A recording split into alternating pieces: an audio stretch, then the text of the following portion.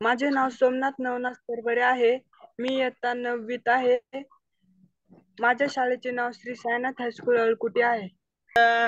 सोमनाथ, आता तुला शाळेच्या माध्यमातून एक ग्रोईंग डॉट्स ऍप तुला उपलब्ध करून दिलेला होता.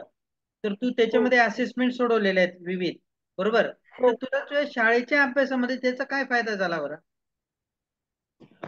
त्याच्यातले काही क्वेश्चन मी ग्रोइंग डॉट्स वर सोडवले होते धड्याखाली, आणि तिसऱ्या वेळेस ती टेस्ट सोडवली ना, तेव्हा परफेक्ट मला आले, आणि तेच क्वेश्चन मला पेपर मध्ये आले काही.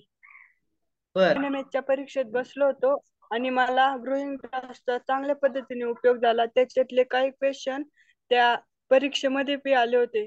जवळपास 100 पैकी 45% क्वेश्चन त्याच्यातले आले होते. अरे वा, छान.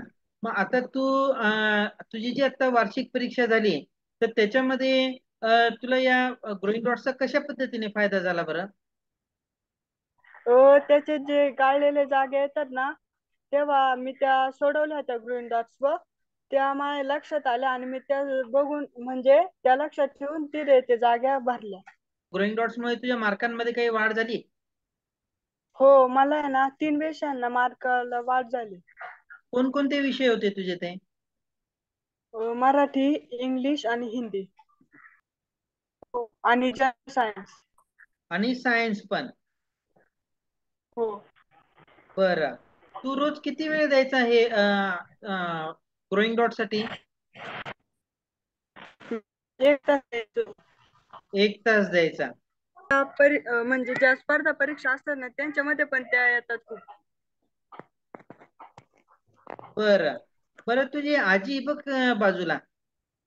हो. आजीला बोलव बरं बेटा. बोला. हा आजी, नमस्कार. बोला. नमस्कार. हा आजी, आता बघा, सोमनाथला आता बरेचसे पालक काय म्हणतात की आपल्या मुलांना मोबाईल देऊ नये, मोबाईल देऊ नये असं म्हणतात. तुम्ही सोमनाथला त्याच्या शिक्षणासाठी मोबाईल का उपलब्ध करून दिला बरं? कवा आता आम्ही अनाडी असल्यामुळं आम्ही शिकलेलो नाही, दोघं म्हातारा म्हातारी, त्याच्यामुळे ते मोबाईल घेऊन दिला आम्ही. बर. चुलत्यानी त्यांच्या. मोबाईलच्या बोला. वापरामुळे सोमनाथच्या अभ्यासामध्ये प्रगती दिसते का तुम्हाला? हा, हो, दिसते जरा. कशा पद्धतीने बरं? तो आता अभ्यास करतोय म्हणून मार्क जरा बरी पडतंय त्याच्यामुळं. ओके अभ्यासावर ओके. डोकं. बरं.